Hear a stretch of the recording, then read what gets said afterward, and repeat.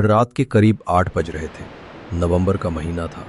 गांव की चौपाल के नीचे 4 लोग हलाव के पास बैठे थे। ठंडी हवा हड्डियों तक चुभ रही थी और आग के लपटे उनके चेहरों पर अजीब परछाइयां बना रही थी। वहां बैठे थे हरप्रसाद काका, गांव के सबसे बुजुर्ग, सफेद दाढ़ी, झुर्रियों वाला चेहरा, आंखों में पुराना अनुभव और रहस्यों की परछाई। उनके साथ अमित और राघव, दोनों मझले उम्र के किसान जो रोज रात को यहीं आकर गपशप किया करते थे। और आज साथ में थी ममता, गांव की वही औरत जो अपने हंसमुख स्वभाव और अंधविश्वासों के लिए जानी जाती थी। कोको, कोई अच्छी सी कहानी सुनाइए ना, ऐसी कि रूह कांप जाए। हर बार तो आप वही पुराने किस्से सुना देते हैं, गांव वाला भूत, पागल चुड़ैल। कुछ नया सुनाइए इस ठंडी रात में। नई कहानी सुनना चाहती है तू ममता? अच्छा तो सुन, आज मैं जो कहानी सुनाने जा रहा हूं वो सिर्फ कहानी नहीं, हकीकत है। ऐसी हकीकत जो इस गांव की मिट्टी में छिपी है और जिसकी खुशबू नहीं, बदबू आती है। मैं तुम्हें एक सच्ची घटना सुनाता हूं, तो सुनो। ये बहुत पुरानी बात है। उस दिन नवंबर के महीने की ठंड की रात थी और पूरे गांव में सन्नाटा था। ठंड भी बहुत ज्यादा पड़ रही थी और उसी ठंड की रात को मेरी माँ की तबीयत भी खराब हो गई। उनका इलाज और दवाई दूसरे गांव में रहने वाले डॉक्टर के पास थी। माँ, मैं अभी जल्दी ही आपकी दवाई लेने जाता हूँ, आप परेशान मत हो, आप जल्दी ठीक हो जाएंगे। नहीं बेटा, तुम क्यों इस ठंड की रात में घर से बाहर जा रहे हो? मैं ठीक हूँ, कल दवाई खा लूँगी। अभी रात देखो कितनी ठंड भरी है और रात भी कितनी गहरी हो गई है। नहीं माँ, ये ठंड तो दिन में भी ऐसे ही होती है और आप फिक्र मत कीजिए, मैं आराम से दवाई लेकर वापस आ जाऊंगा और अगर रास्ते में कोई रिक्शा मिल दे तो उसी में चला जाऊंगा। उस रात मेरी माँ ने मुझे बहुत रोका, लेकिन मैं उस रात अपनी माँ के इलाज के लिए दूसरे गांव की तरफ जाने लगा। बाहर काफी ज्यादा ठंड पड़ रही थी और उस वक्त गांव का एक भी आदमी वहां नहीं था। मैं बस आगे चलता ही जा रहा था। ये ठंड तो और भी ज्यादा होने पर है और इस धुंध में दूर का भी देखना मुश्किल हो रहा है। मैं दूसरे गांव तक कैसे पहुंचूंगा? लेकिन कुछ भी हो, मुझे माँ के लिए वहां पहुंचना ही होगा। मैं बस चलता ही जा रहा था और अब जैसे जैसे रात काली होती जा रही थी, ठंड उतनी ही बढ़ती जा रही थी। रात के उस सन्नाटे को चीरते हुए मैं आगे बढ़ता गया। तभी मेरी नजर आगे एक जगह पर पड़ी।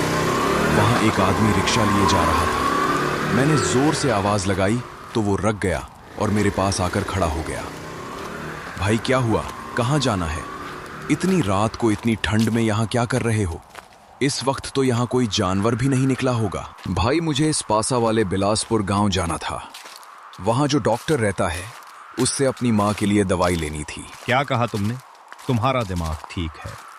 इस ठंड भरी रात में बिलासपुर गांव जाने की बात कर रहे हो। लगता है तुम उस गांव की खबरों से अनजान हो। क्या तुम यहाँ नए हो? हम यहाँ कुछ समय पहले ही आए हैं, लेकिन आप इस तरह क्यों कह रहे हैं? क्या हुआ वहाँ? क्या बात है? अरे ये पूछो कि क्या नहीं हुआ। तुम ऐसा करो कि इसी वक्त वापस लौट जाओ और इस ठंड की रात में उस गांव की तरफ बिल्कुल भी मत जाना, वरना पछताओगे भाई। रात काफी हो चुकी है, बस मैं जा रहा हूँ अपने घर। लेकिन भाई सुनो तो, वो रिक्शा वाला तो उस जगह का नाम सुनते ही फौरन भाग गया। लेकिन मुझे उस वक्त कुछ भी समझ में नहीं आया, क्योंकि मैं अपनी माँ के लिए बहुत परेशान था। इसलिए मुझे तो बस वहाँ जाना ही था। उस आदमी की बातों को नज़रअंदाज करके मैंने दोबारा चलना शुरू कर दिया। मैं जब जा रहा था, वो धुंध में एक अजीब सी काली बिल्ली पेड़ पर बैठी नजर आई। मैं जाकर उस पेड़ के पास खड़ा हो गया, लेकिन वो बिल्ली ना तो हिली और ना ही भागी। वो बस एक अजीब ठहरी हुई नजर से मुझे देख रही थी, जैसे कि वो मुझे कुछ कहना चाह रही हो या मुझे किसी खतरे से रोक रही हो। उसी वक्त एक ठंडी हवा का झोंका आया और मेरा दिल जोर से धड़कने लगा। मैंने बिना एक पल गवाए वहां से कदम खींच लिए और जल्दी से दूसरे रास्ते पर चलने लगा। ठंड इतनी ज्यादा हो गई थी, मुझे एक पेड़ के नीचे रुकना पड़ा। तभी मेरे सामने से एक बेहद प्यारी सी लड़की आई और मेरे साथ खड़ी हो गई। वो मुझे बस घूरते ही जा रही थी। वैसे एक तरफ मेरे दिल को थोड़ी तसल्ली भी मिल गई। चलो इस ठंड भरी रात में इस सुमशम जगह पर कोई और भी है। फिर कुछ देर बाद मैंने उससे कहा, आप कौन हैं और इतनी ठंड में इतने सुम रास्ते पर अकेले क्या कर रही हो? मैं इस गांव में काम करती हूँ। मेरा घर इसके साथ वाले गांव में है। मुझे आज देर हो गई थी और मुझे घर जाना है, लेकिन आधे रास्ते में ही मैं फंस गई और ये ठंड भी अब और ज्यादा बढ़ती जा रही है। अच्छा, वैसे मुझे लगा था कि शायद मैं ही इस सुमशाम जगह पर अकेले जा रहा हूँ, लेकिन अब थोड़ी तसल्ली हो गई कि आप भी उस गांव की तरफ इसी रास्ते पर हैं। वैसे मैं भी उसी गांव की तरफ जा रहा हूँ। ये तो फिर बहुत अच्छी बात है। ये तो फिर बहुत अच्छी बात है। आप प्लीज मेरी मदद कर सकते हैं। मुझे इस ठंड की रात में इस सुमशाम रास्ते से जाने में डर लग रहा है। यहाँ पर ना तो कोई रिक्शा है इस वक्त और ना ही कोई मदद। लेकिन कैसे मदद करूँ मैं आपकी? आप भी उस गांव की तरफ जा रहे हैं, मेरा घर भी वहाँ है। क्या आप ऐसा कर सकते हैं कि हम साथ में ही वहाँ चले? आप पहले मुझे जल्दी से वहाँ छोड़ दीजिए, फिर आप अपने रास्ते की तरफ चले जाना। ठीक है, मैं वैसे भी वहाँ ही जा रहा था। मैं आपको हिफाजत से आपके घर छोड़ दूंगा। अच्छा, सही है। आपका बहुत बहुत शुक्रिया। अब मैं और वो लड़की उस ठंड में साथ में ही सफ़र करने लगी। रास्ता और भी सुनम हो गया था और चारों तरफ अंधेरा ही अंधेरा था। हर तरफ से अजीब अजीब आवाज़ आ रही थी। जब मैं और वो लड़की जा रहे थे, तभी आधे रास्ते ने मुझे एक अजीब से जानवर की चीख सुनाई दी। वो आवाज़ इतनी डरावनी थी कि उसकी गूंज पूरे जंगल में फैल गई। अरे रे, ये खौफनाक आवाज़! अब तो मुझे लग रहा है कि उस गांव जाते हुए माहौल और भी बढ़ रहा है। ये माहौल कैसे भयानक होता जा रहा है। ये उस गांव की तरफ जाने वाला रास्ता सच में बहुत सुनसान है। मुझे भी इसलिए अकेले डर लग रहा था, लेकिन ये तो अच्छा हुआ कि हम दोनों साथ में जा रहे हैं। मेरा डर भी थोड़ा काम हो गया। तभी चलते चलते अचानक मुझे वहां पड़ों के सामने एक अजीब साया नजर आया, जैसे कोई वहां खड़ा। लेकिन जब हम धीरे धीरे करीब पहुंचे तो वो गायब हो गया। वह लड़की तो बस चुपचाप आगे जा रही थी, लेकिन मैं रुककर उससे बोला, ये साया देखा आपने? यहाँ कोई खड़ा था, लेकिन अब तो कुछ भी नहीं है। नहीं तो मैंने तो कुछ भी नहीं देखा। वहाँ तो कुछ भी नहीं था। आपको वैसे ही बहाम हुआ होगा। उस लड़की की ये बात सुनकर मैं थोड़ा हैरान हो गया और एक तरफ मुझे भी लगा कि शायद ये मेरा ही वहम था।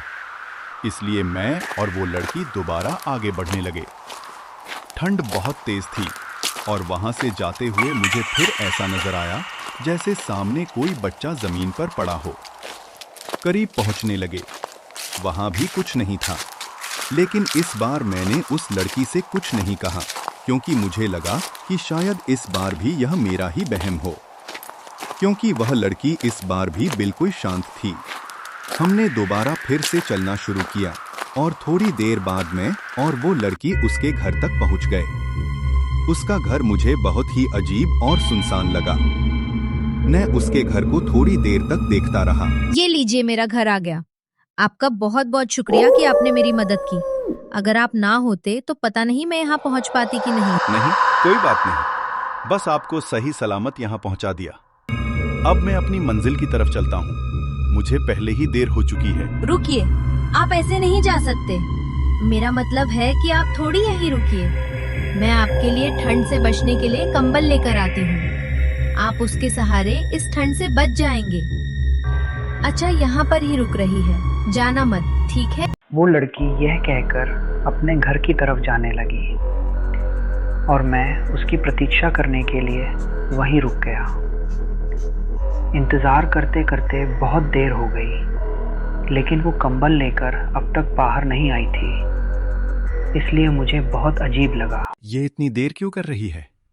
उसने तो कहा था कि बस थोड़ी ही देर में आ जाऊंगी, लेकिन अभी तक नहीं आई। मैंने सोचा कि मैं जाकर खुद ही देख लूं, तो मैं फौरन उसके घर की तरफ जाने लगा और वहां जाकर मैंने आवाज़ लगाना शुरू किया।